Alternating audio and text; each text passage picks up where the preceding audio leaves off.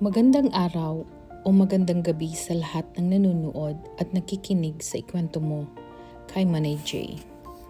Ito po ay hango sa sulat na padala ng ating mga letter senders base sa kanilang karanasan sa totoong buhay. Itatago po natin ang kanilang tunay na pangalan para maprotektahan ang kanilang personal na impormasyon. Magandang araw, Manay J. Itago niyo lang ako sa pangalang Rogelio. Isa akong mortgage broker. May girlfriend po ako.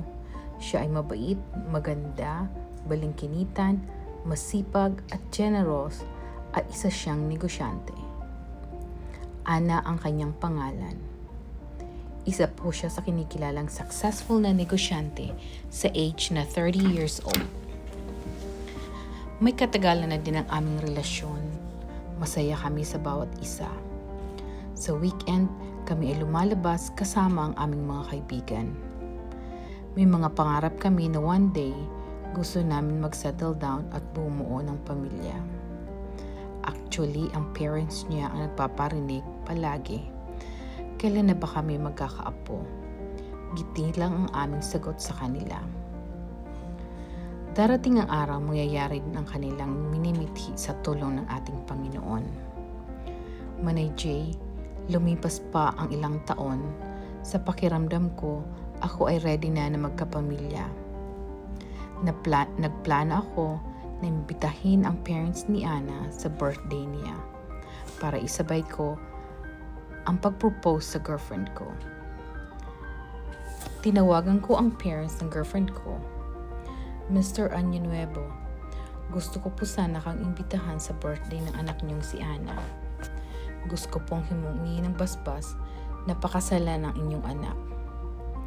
Hindi niya po alam na tinawagan ko kayo. Gusto kong po maging sorpresa ang aking wedding proposal. Darating po kami ng 6 p.m. at kung maaari po dumating kayo ng 6:30 p.m. Manay J, nagpa-reserve ako sa isang eleganteng restaurant. Gusto ko maging espesyal ang gabi ng aking wedding proposal sa aking girlfriend. Sinundo ko siya sa kanyang apartment.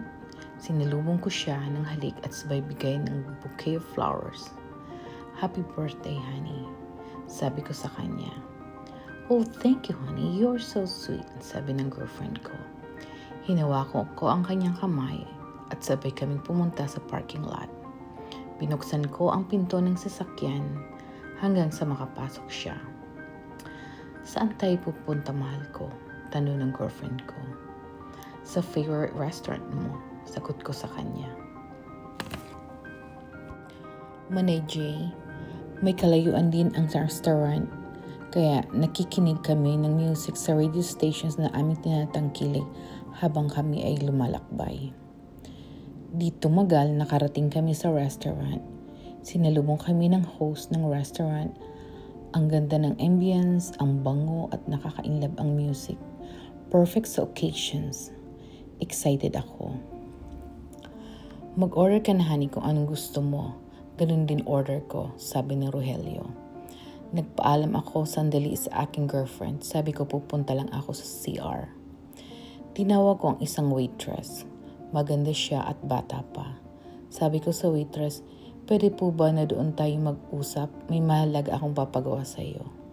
Sumang-ayon ang dalaga, pinauna ko siya at sumunod ako. Habang ang girlfriend ko nasa labas naghihintay sa akin. Hello there, sabi ng isang lalaki kay Ana. Asawa mo ba yung lalaki na kasama mo? Sagot ni Ana. Hindi, boyfriend ko yun. Mabuti nilang pala boyfriend mo lang kasi kung asawa mo, naku malaking gulo, sabi ng stranger na lalaki. Bakit naman nasabi mo yan? Sabi ni Ana. Habang nakakund ang noo, halatang na-offend siya sa sinabi ng lalaki. Nakita ko kasi ang boyfriend mo na pumasok malapit sa CR kasama yung waitress. Hanggang gayon nandoon pa sila sa loob. May mga milagong ginagawa siguro. Puntahan mo kaya, sabi ng lalaki. Mabilis na tumindig sa Ana. Sa kanyang kinaupuan, pinuntahan ang kinaroroonan ng Rogelio. Tamang-tama, Nasabay palabas ang dalawa. Kitang-kita ng kanyang dalawang mata at habang siya ay nakakubli sa malaking flower pot. Enough na maririnig niya at ang kanilang pinag-uusapan. Kunin mo ang perang ito bilang bayad sa pabor na pinagagawa ko sa iyo. Masarap sa pakiramdam ang ginawa natin at mabuti naman at pinuunlakan mo ako. Huwag mong kalimutan after ng dinner namin, yung dessert plate, pakiserve na lang. Tapos alis ka kaagad, sabi ni Rogelio sa waitress. Hindi ko matatanggap ang perang ito.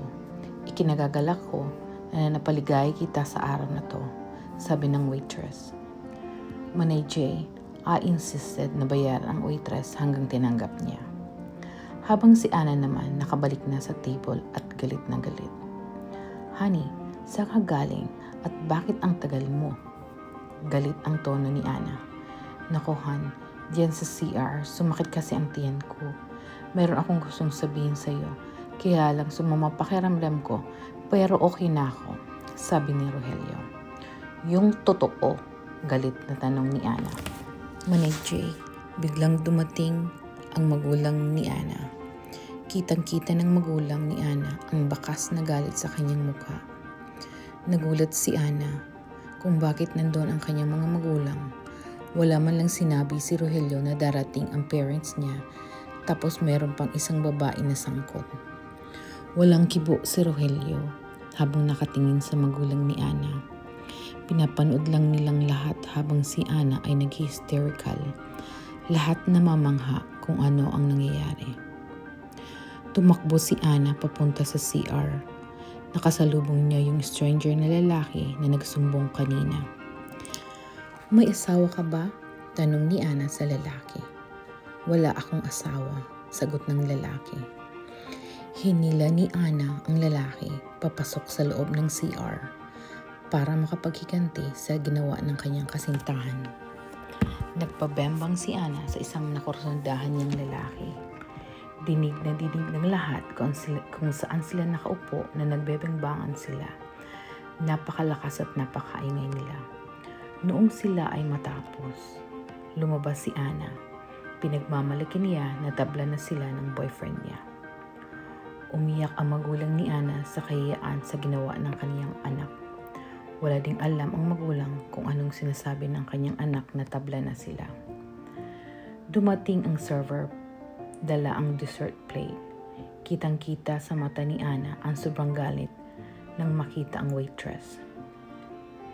Sininyasan ni Rogelio ang waitress na umalis na. Ngunit huli na ang lahat, hinablot at pinagsusuntok ni Ana ang waitress. Mabuti na lang nakatakbo ang babae. Inawat siya ni Rogelio.